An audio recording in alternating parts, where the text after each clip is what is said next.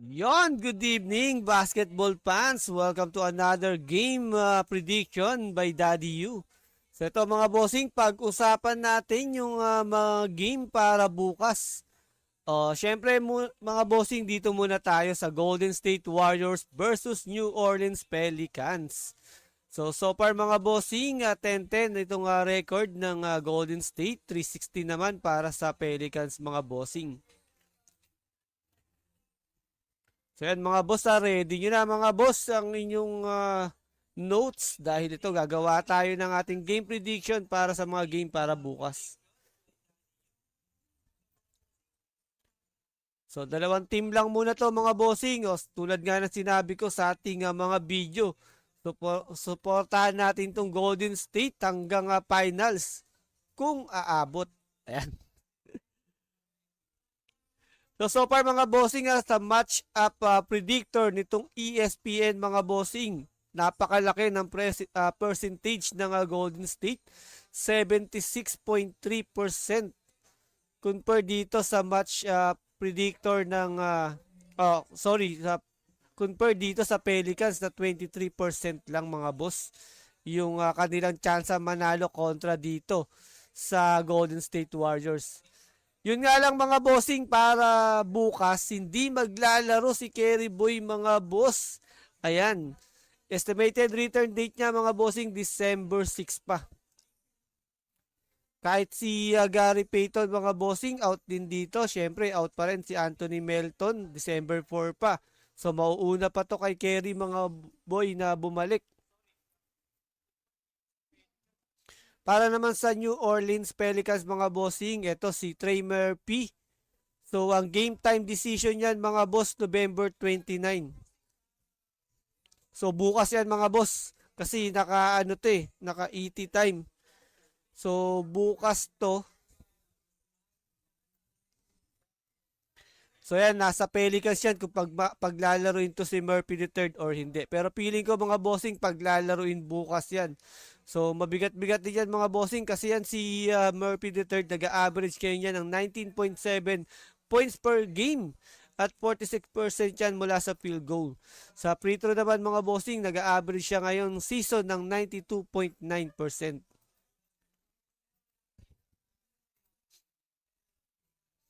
So ito mga boss, hindi maglalaro si Stephen Curry, pero ito ang good news mga bossing. Ang game time decision ni Jonathan Kuminga is November 9. So probably mga bossing, paglaruin to bukas. Pero depende pa rin yan sa management ng Warriors mga bossing. So ito mga boss, konting insight lang muna tayo rito para sa Golden State Warriors. Ito nga, umaasa ang Golden State Warriors na magiging mas maganda ang kanilang kalalabasan ngayong linggong wala si Stephen Curry mga bossing. Kaysa noong huli nilang na-miss ang kanilang star point guard simula sa muling paghaharap kontra sa New Orleans Pelicans. Ngayong Sunday sa San Francisco mga bossing, nagtamo si Curry ng pasa sa kanang quad noong huling bahagi ng kanilang 104-100 na pagkatalo sa bahay laban sa Houston Rockets noong Thursday mga bossing. Isang laban kung saan naka 14 points lamang siya. So ipinakita ng MRI noong Huwebes na wala siyang malubhang pinsala, ngunit inanunsyo ng Warriors na mamimiss niya ang hindi bababa sa susunod na 3 laro.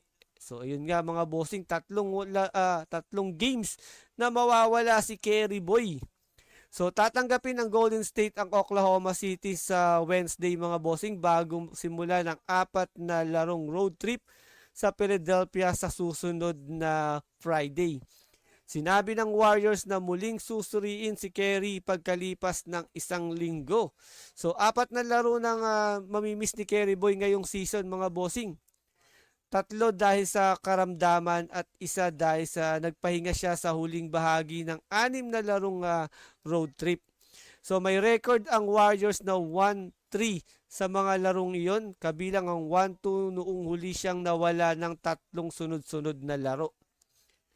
Kahit hindi na ibigay ni Kerry ang nakasanayan niyang numero, iginiit ng kapwa veteranong Warriors na si Jimmy Butler na ang pinakamalaking problema ng kanilang kupunan laban sa Houston ay walang kinalaman sa 4-4-13 na shooting ng kanyang kakampi.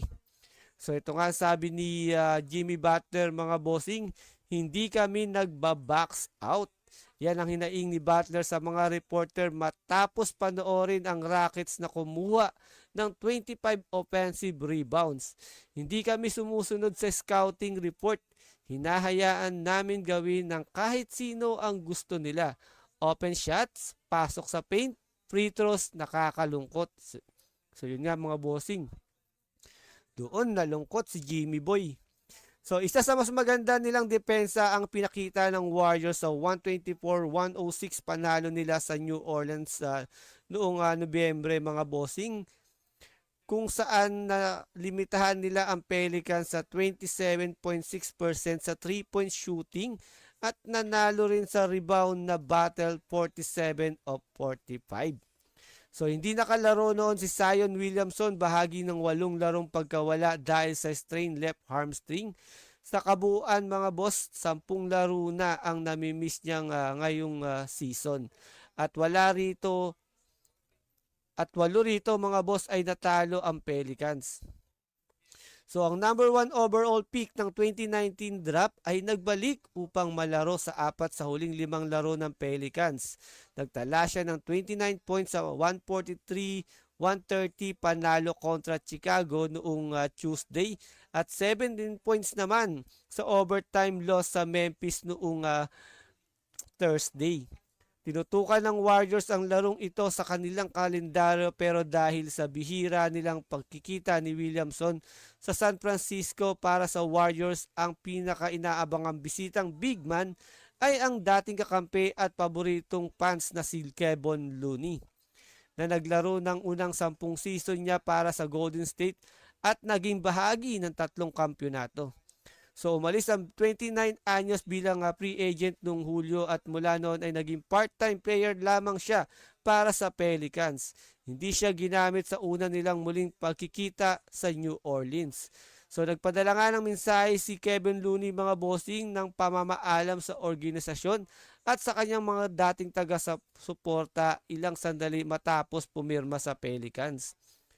So ito mga bossing, basahin natin yung sinabi ni Kevon Looney. Isang mapagkamagdamdaming letter to. So paano ka magpapaalam sa isang lugar na halos nagpalaki sa iyo sa maraming paraan? Ayan ang sabi ni Looney, mga boss. Isang lugar na nasaksihan kang lumaki mula bata hanggang maging ganap na lalaki. Isang lugar kung saan nakagawa ka ng napakaraming habang buhay na kaibigan at naranasan ang ilan sa pinakamagagandang sandali. Napakarami kong dapat ipagpasalamat sa kanakaraang 10 taon. Ang lugar na ito, binago nito ang buhay ko magpakailanman. So napakadrama nito mga bossing ni Kevon Looney. Hindi nakapaglaro si Looney sa huling 2 laro ng Pelicans. Huli siyang naglaro nung Sabado kontra Atlanta, kung saan nagtala siya ng 2 puntos at 5 rebounds sa loob ng 14 minutes. Pero ngayon mga bossing, para bukas sa bakbakan nila kontra Warriors, for sure mga bossing, paglalaruin na to si Kevon Looney, mga bossing. So si Jordan Poole, mga bossing, out pa rin yan. So estimated return yan is November 30. So malamang mga bossing, by December na makakapaglaro to si Jordan Poole. So yun mga boss, tignan natin yung magiging odds nito.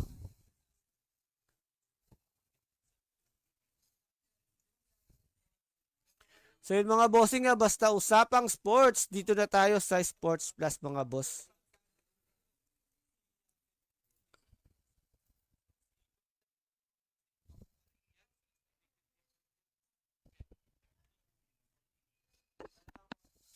So yung mga bossing, yung link natin nandyan lang sa comment section. Ayan, pwede yung subukan to mga boss. Tignan nyo kung buenas.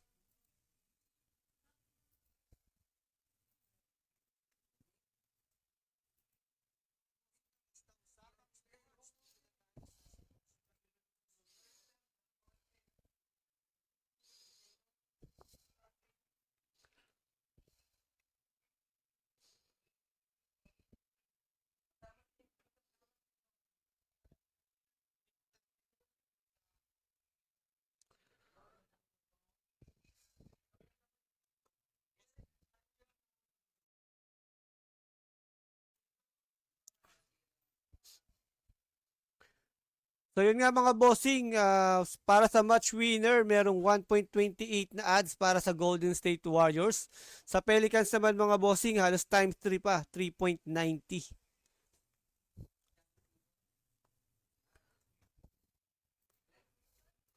O syempre mga bossing, tulad nga ng sinabi natin, Warriors na tayo hanggang finals na to.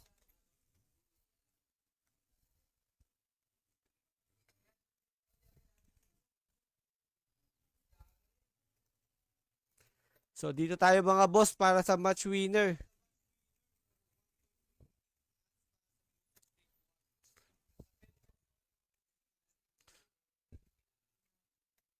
So yun nga lang mga boss, napakababa lang ng bigay no, pero ang gagawin natin discarded dito mga bossing, hindi muna tayo magpe-place ng bet ngayon. Hintayin natin yung game mismo. Kasi sa mismong game mga bossing, kapag lumalamang yung team, example itong New Orleans Pelicans, kahit sabi mo malaki yung odds nito ngayon, kapag lumalamang to sa mismong game, bumababayan mga bossing at umaangat itong odds ng kabilang team. So hihintayin natin to bukas na umangat muna bago tayo mag-place ng bet.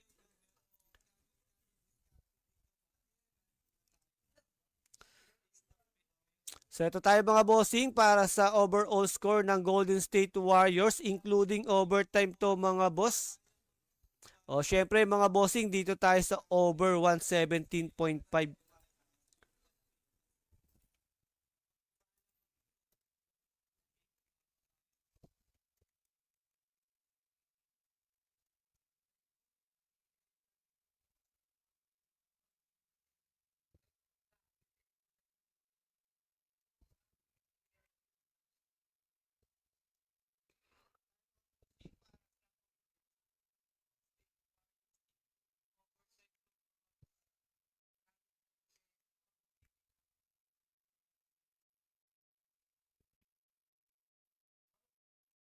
So yun nga mga boss, halos times 2 pa to. Pwede na to kaysa wala.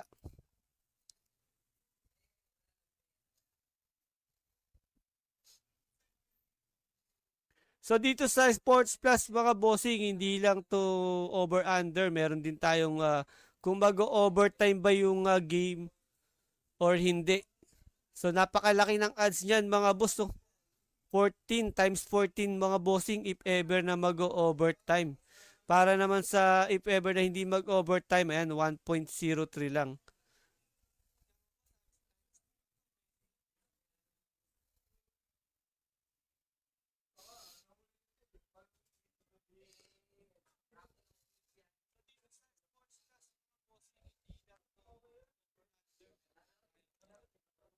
Saka dito sa first free throw natin mga bossing, maglalagay tayo rito para sa Golden State Warriors.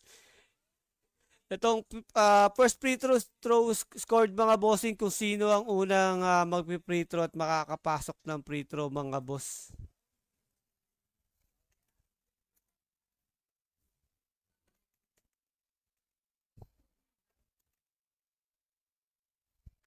Ayan o, times ano pa yan mga bossing?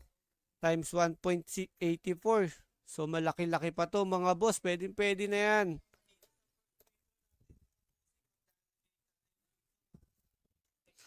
So yun mga boss, pwede nyo sundan tong prediction natin if ever na gugustuhan nyo rin.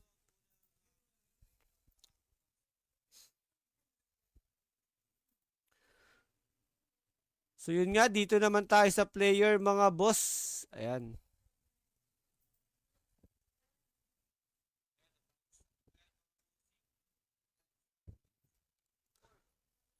So para kay Brandon Podjemski mga bossing if ever na 14.5 or over 14.5 yung score niya, merong 1.95 na odds.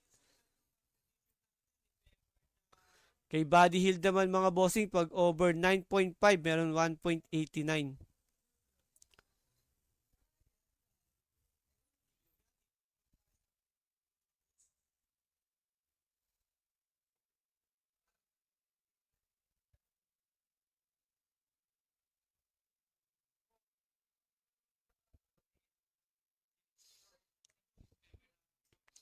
So yung mga bossing ayon din sa Pelicans, wala wala na sa injury report itong si Zion Williamson. So probably mga bossing paglalaruin to si Zion Williamson para bukas. So medyo mabigat-bigat sa Warriors yan mga boss. Alam naman natin na walang masyadong center pero kagandahan din mga bossing. Wala na si Horford sa injury report. So probably maglalaro din yan para bukas. So kahit wala si Kerry mga bossing, nandyan naman si Jimmy Butler. At yung game time decision para kay Jonathan Kuminga, bukas din yan mga bossing. So depende to sa management ng Golden State Warriors kung paglalaroin at ibabalik na si Kuminga. So yun mga boss, malaki pa rin ang chance talaga na manalo ng Golden State Warriors kontra dito sa Pelicans.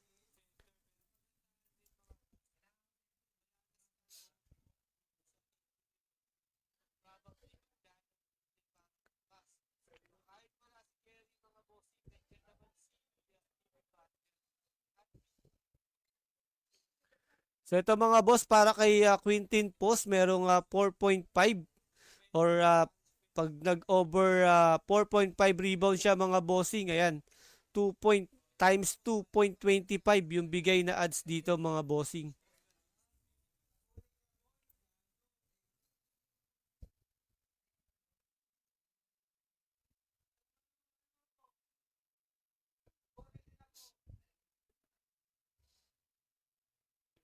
Tapos kay Will Richard naman mga bossing, oh, ito makadalawang 3 point lang siya.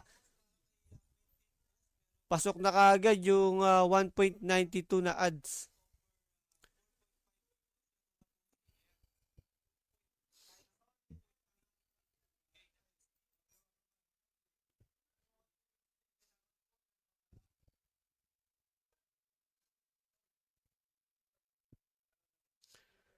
Pero syempre mga bossing, dito tayo sa paborito natin, itong double-double. So dito tayo kay Jimmy Butler mga bossing. Ayan. Times 3 to mga boss.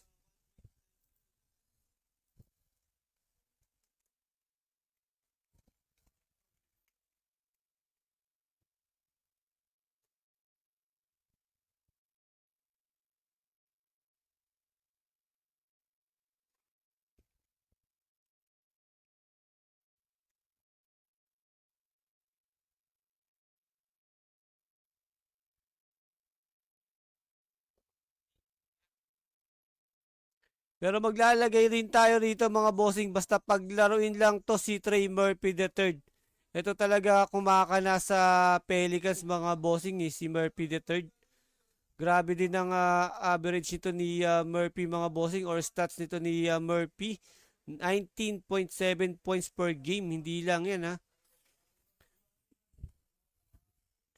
So silipin natin dito mga boss. So yung mga bossing sa rebound naman nag-average siya ng 6.2.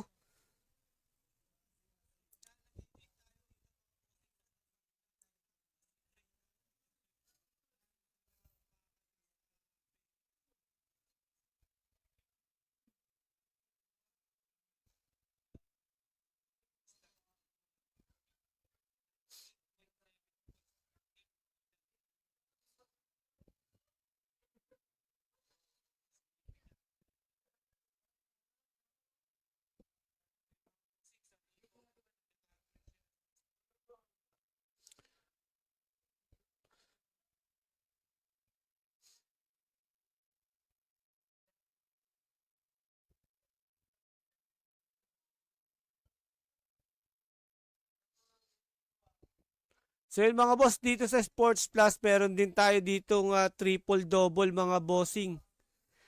Ayan, napakalaki ng odds mga boss oh. Times 30 para kay Prudent Pujemski, kaso hindi naman masyadong nakakapag triple-double si Pujemski. Dito sana kay Butler mga bossing, times 20, triple-double. So lagyan natin to mga boss, itong triple-double para kay Jimmy Butler. So pag nakapasok tong triple-double natin, for sure pasok na rin itong double-double natin kay Jimmy Boy.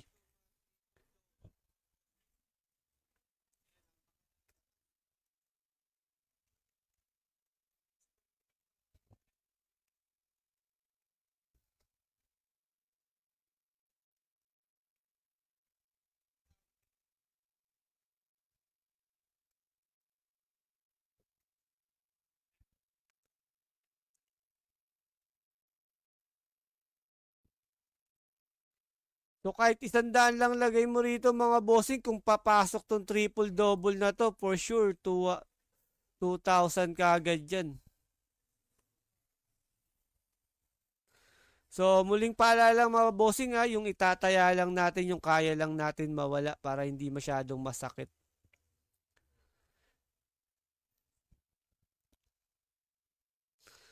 So yun nga mga boss, so far ito lang muna yung ating bet place. Ito yung ipi-place natin mamaya mga boss dito sa Sports Plus. So para sa Golden State, yan nga, match winner pa rin natin syempre Golden State. Pero ang diskarte natin dito mga bossing, magpe-place tayo ng bet dito sa mismong game na. Palakihin muna natin mga boss. Tas ang total score over natin mga bossing, ito nga naka-over 117.5 tayo para sa Golden State. So sa Golden State lang to mga bossing ha. Saka yung first free throw natin times sa 1.84. Ayan. Para din sa Golden State. So halos lahat mga bossing sa Golden State lahat to. Tapos naka-double-double tayo at triple-double tayo kay Jimmy Boy.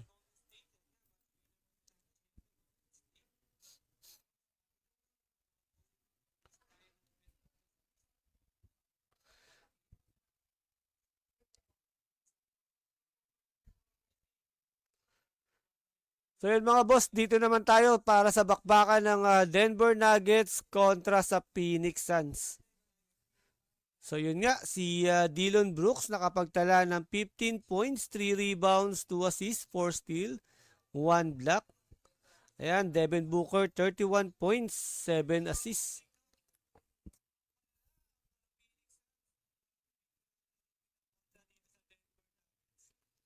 Si Grayson Allen mga bossing, ito 17 points, 5 assists. Para naman sa Denver Nuggets mga bossing, ito si Jamal Animal nakapagtala dito ng 23 points. Nikola Jokic mga bossing, triple-double, quadruple pa. Hindi, triple-double lang. Ayan, 14 points, 14 rebounds, 15 assists. Napakalupit talaga dito ni Nikola mga boss. So halos kumpleto pa ang Nuggets dito mga bossing. Ayan ha. Tignan nyo naman. Halos lahat ng player nila talaga nag-contribute. Even sa Phoenix Suns mga boss, halos kumpleto din yung player nila dyan. Ayan yung game nila nung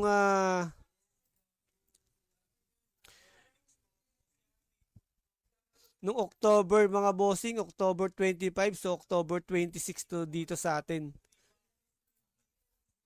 Pero ito ang tanong ngayon mga bossing, sino maglalaro bukas, kung kompleto pa rin ba ang Nuggets or ang Phoenix Suns? Ayan, tignan natin mga boss.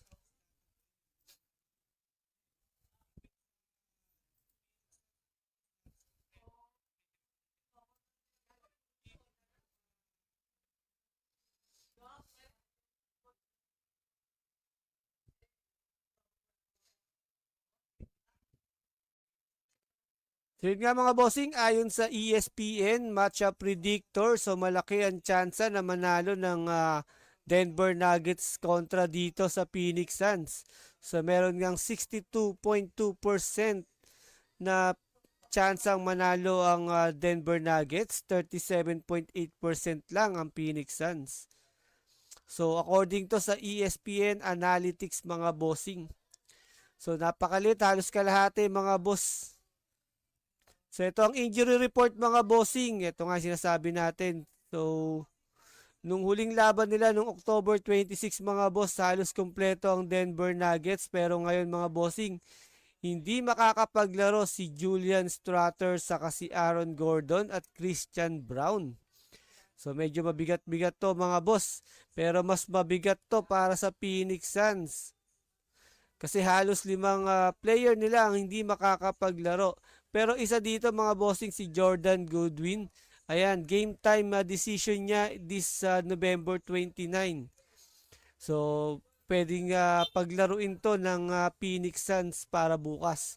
Pero si Isaiah Livers, Grayson Allen, saka si Ryan Dunn, itong si Kalbo. Saka si Jalen Green. Ayan, hindi makakapaglaro pati si Kabayan mga boss. So out pa rin mga bossing. So medyo malaki-laking kawalan to para sa Phoenix Suns. So sa Nuggets mga bossing, yung last 5 games nila, eto meron silang 3 wins, 2 losses. So galing din sila sa talo mga boss kontra sa San Antonio Spurs noong November 29, 2025. So para naman sa Suns mga bossing, yung last 5 games nila, eto parehas halos parehas sila ng Nuggets mga bossing. Galing din ang Suns sa tatlong panalo at dalawang talo. So ang huling talo nga nila ng Phoenix Suns mga bossing kontra sa number 1 na OKC noong November 29.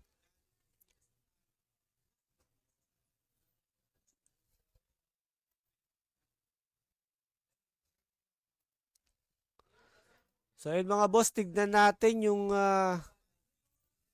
mga odds dito. So muli mga bossing ito yung ating prediction para dito sa bakbakan ng Golden State Warriors at ng Pelicans. Dito naman tayo sa Denver Nuggets mga bossing. Denver Nuggets at ng Phoenix Suns mga boss.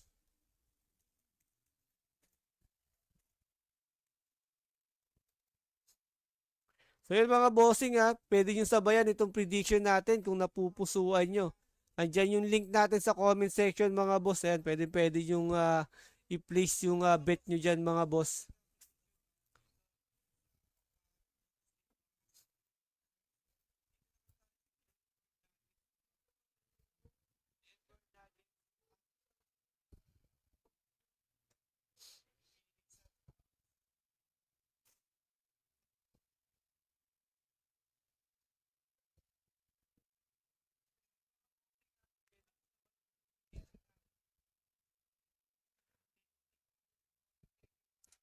So ito mga boss, para sa match winner, ito Phoenix Suns versus Denver Nuggets. Ayan, may 2.53.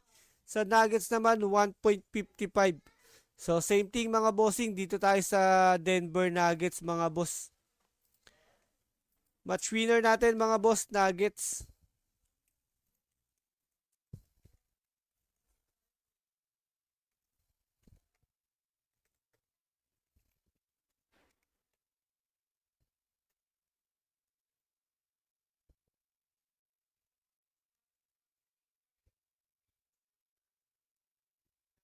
Pero ang gagawin natin dito mga bossing, bukas pa tayo magpe-place ng bet dito. Siyempre magpapalaki muna tayo ng odds.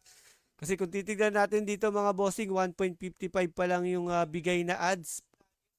So bukas mga bossing, kapag itong Phoenix Sun medyo umangat-angat, for sure lalaki itong odds para sa Denver Nuggets. So hintayin lang natin to kahit mag times 2.50 or times 2 lang. Pwede na yan mga bossing. So once na umangat tong odds ng Denver Nuggets, ayan, doon tayo magpe-place ng bet natin dito.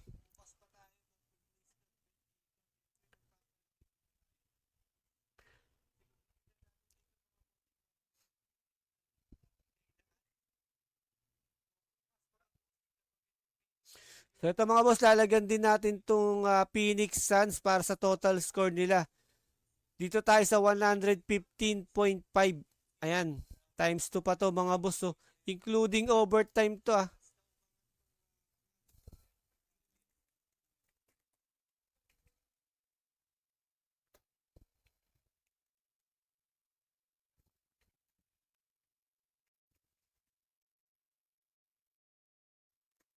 So yan mga boss, halos times 2 pa yan. Maganda-gandang bitawan pa yan mga bossing.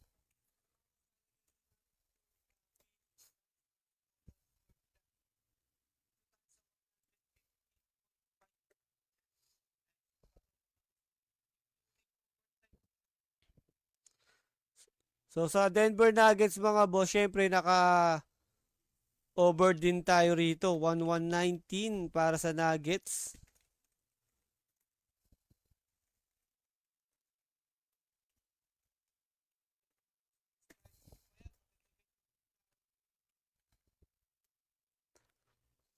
So kagandahan dito sa Sports Plus mga bossing, meron din tayong overtime kung mag-overtime yung game or hindi. At napakalaki ng odds dyan mga boss, times 12. And kung hindi naman mag-overtime mga bossing, 1.04 lang. So nasa inyo to mga boss kung sa tingin nyo mag-overtime yung game or hindi.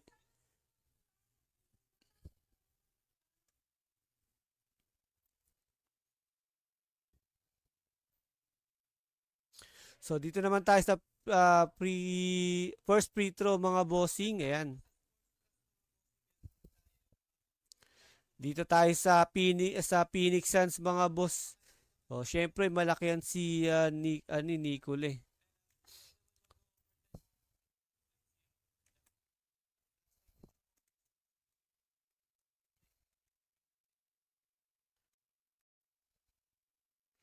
Ayan na 1.96 pa mga bossing ang bigay. So pwede na yan mga boss.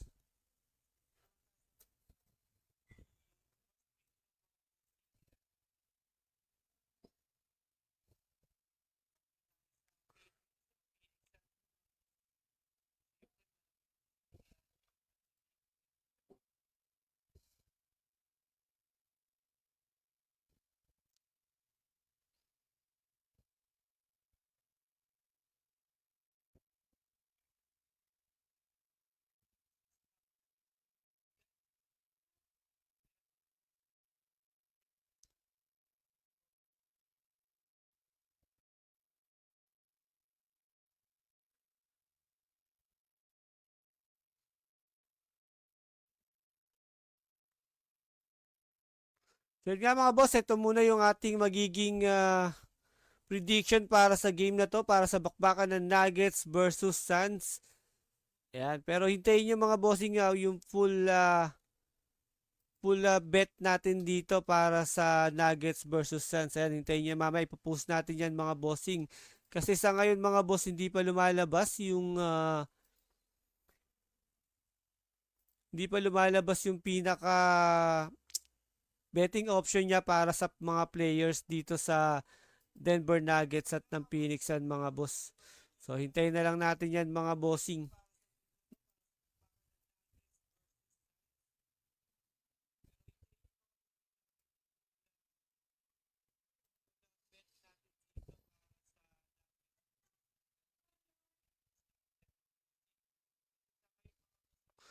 So sa Mavericks versus Clippers mga boss, ito.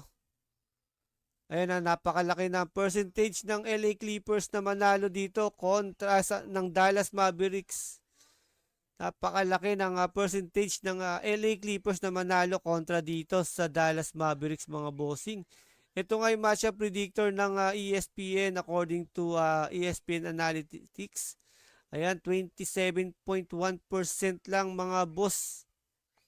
Pero iba na ngayon mga bossing kasi maglalaro na si Anthony Davis para dito sa Dallas Mavericks mga boss. Ayan, kahit sabihin mong naka-out siya dyan mga bossing, for sure paglalaruin to. Habang sa LA Clippers mga bossing, wala pa rin si Bradley Beal, si Derrick Jones, si Bogdanovic, saka si Jordan Miller.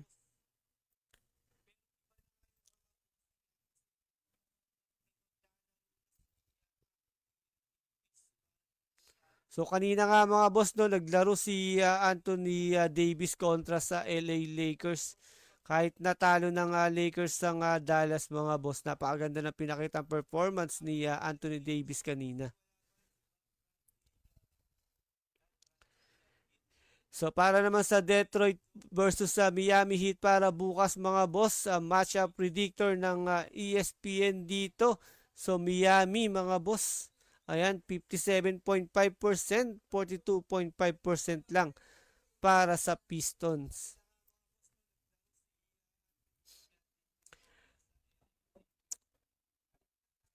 So ito mga bossing, probably maglaro na si Norman Powell para sa Miami Heat saka si Andrew Wiggins kasi ang game time decision nila is sa November 29. Hindi lang si Wiggins saka si Powell pati si Jaime Jaquez Jr. Ayan. Para naman sa Detroit Pistons mga bossing, hindi maglalaro si Bobby Clintman saka si Marcus Sacer.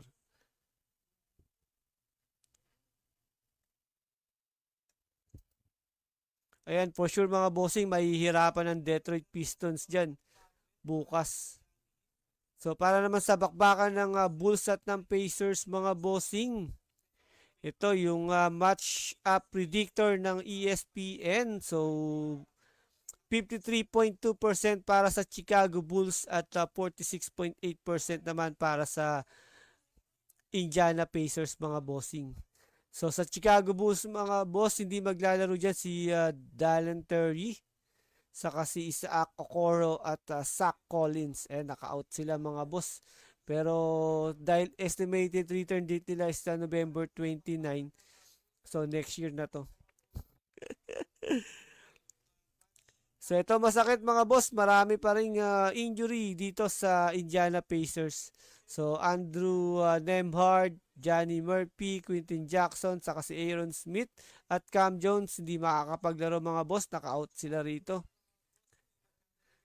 So sa limang huling laro ng Chicago Bulls mga bossing, nakapagtala sila ng 2 wins, 3 losses.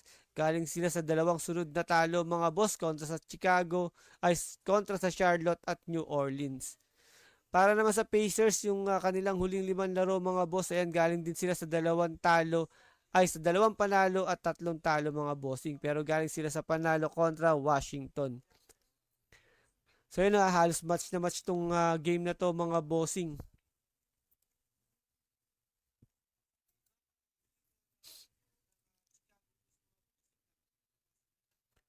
So para naman sa bakbakan ng Brooklyn Nets mga boss at ng Milwaukee Bucks, ito napakalaki ng percentage ng matchup predictor ng ESPN mga bossing. 81.9% ang chance ang manalo ng Milwaukee Bucks kontra dito sa Brooklyn Nets na 18.1% lang.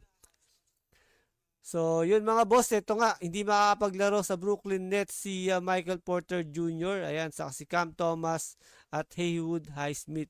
Pero since ang estimated return date nito ni Michael Porter Jr. mga boss is November 29, so ito na rin yung magiging game time decision nito. So, nasa management na nasa management na ng Brooklyn Nets kung paglalaro niya si Michael Porter Jr. bukas. Sa Milwaukee naman mga Bucks, si Kevin Porter Jr. at Taurean Prince ang hindi makakapaglaro. Pero ang estimated return ni Porter Jr. dito, 29, November 29 din. So, yun nga, magkapatid siguro itong dalawan to. So, sa 5 laro ng Brooklyn Nets mga boss, galing ang Brooklyn Nets sa isang panalo at 4 na talo mga bossing. Galing sila sa 3 sunod-sunod na talo. Habang ang Milwaukee Bucks naman mga boss, yung kanilang 5 huling laro, galing sila sa susunod-sunod na talo. Mga dipungol na Bucks to.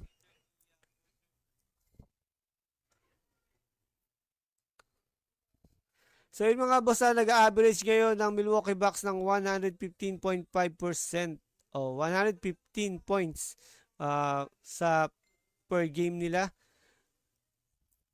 Ayan, 39.8% sa rebound, 26.9 sa assist, 4.5 sa block at saka 8.1 sa steal. So grabe mga bossing, galing pala sa 7 talo itong Milwaukee Bucks. Ito, 7 losing streak.